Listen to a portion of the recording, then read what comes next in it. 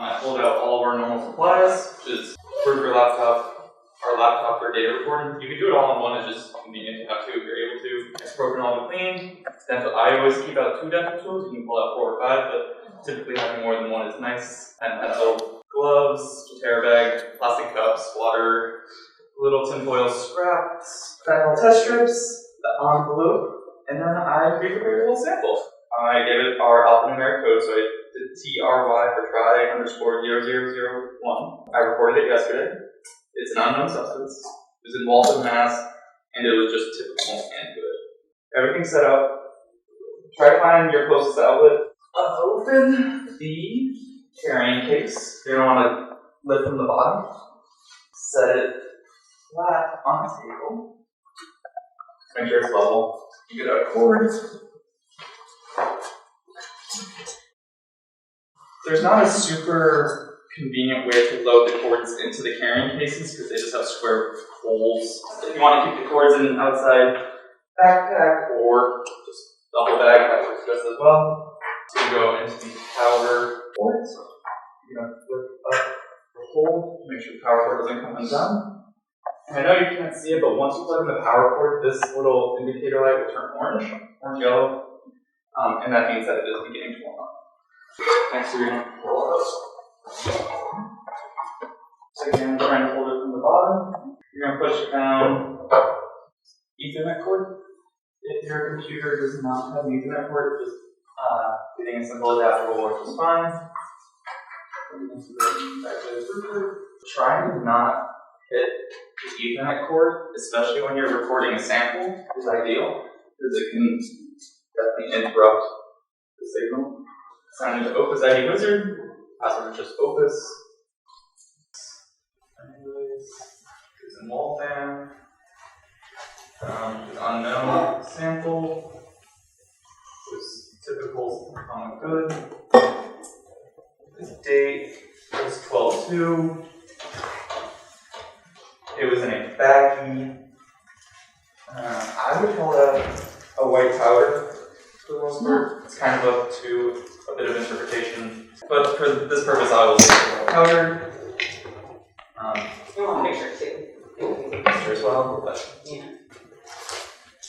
It's still warming up. So this is probably a good bit of sample.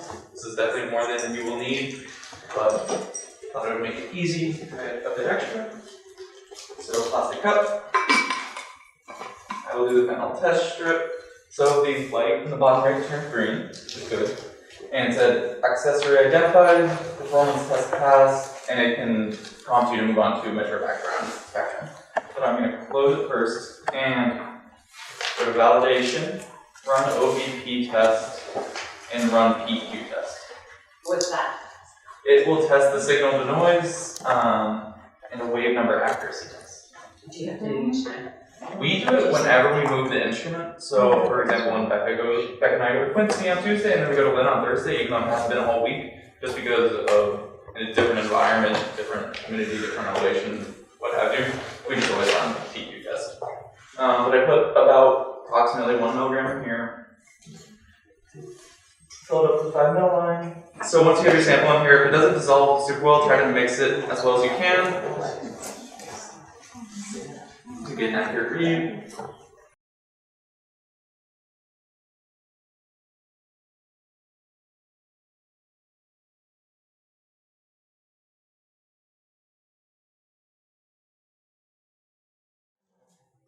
Becca went over fentanyl test strips yesterday, so just waiting until I see the water go.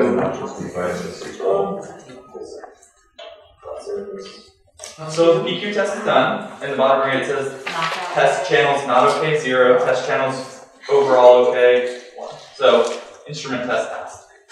Woo! Woo! If it's ever rocking or if it has a problem, it'll just say failed, and that little indicator light in the bottom right will turn red. Then you either have to completely reset up and do it again, or read more into the PDF it produces and figure out what went wrong, which is annoying. And typically just doing it again in a stable environment will fix it. It was typically just not happy in that first run. But everything's all here to go. So you can clean the instrument before or after. I already cleaned it today, but I'll clean it again for purposes of demonstrating.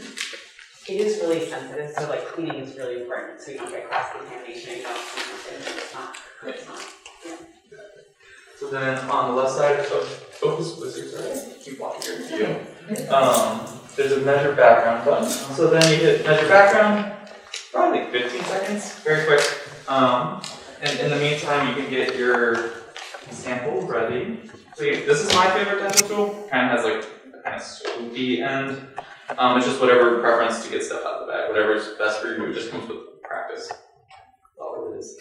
Could you? What is the background check? What is that? Essentially, it's trying to see what it is currently above the diamond crystal to kind of take it out of the spectra that will be absorbed in this. So like air and carbon dioxide actually can be picked up by that air, and those should automatically be subtracted out of the spectra with this, because when you put this on top of it, it's still going to have air and carbon dioxide in the air. But ideally doing the background should allow it to be subtracted out, and then you can get an accurate read of what the actual sample is instead of just like seeing whatever else is in. Thank you. So just try to give a cleaner read of the sample. And there's other things to do, but background correction, it makes you do it every single time between every single sample. Okay. So if we did background sample, clean background sample, clean background sample, like that's your ongoing process. So I put a little bit of sample on the instrument, and I don't think anyone over there can see it, but there's a little square that you want to cover entirely. That's your ideal goal. It's typically about half a grain of rice. It's how much you will need to cover that square. And then take a tinfoil hat, place it right on top without disturbing the sample or moving it off of the square. Then you rotate the handle over, lie down, and in the middle is a red ball. And then line up the red circle in the center as best as you can. Doesn't have to be absolutely perfect, but try to center it. So once you hit measure sample, it's going to give you 3 little prompts to fill out, which is sample form in the middle, which is white powder. The sample name is your alphanumeric code, so TRY_0001, and then your operator, we just do our initials of whoever's operating the instrument. So in this case, CEJ. Then you hit OK. So it gives you an initial spectra in about 3 to 5 seconds. That'll pop up. And then in the bottom left corner, I usually give it like 5 seconds to just settle. You hit start measurement, and it will begin to collect. So once you hit start measurement, there's a loading bar on the bottom right.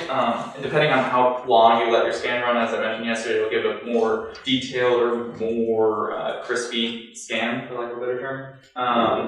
But this one's rather quick, so it's about 45 seconds for ours.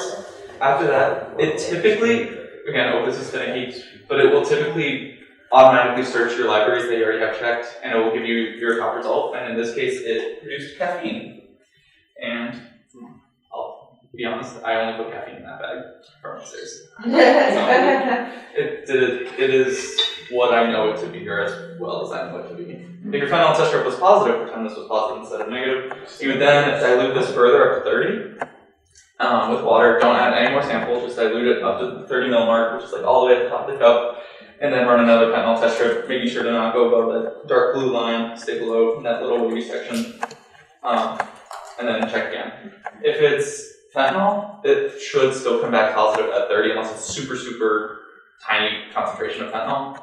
But again, these fentanyl test strips are very, sensitive. But if it's MDMA, which is known to give false positives at high concentrations in water, if you dilute it further, it's more likely to give that correct negative response at that 30 ml dilution. And then when you're done with this, you can throw the test strip away, and we use the TerraBags for this water, but because it's just caffeine, I'm not going to waste TerraBag, I'll just throw it in the trash. So once you're done with the sample, you can unload all.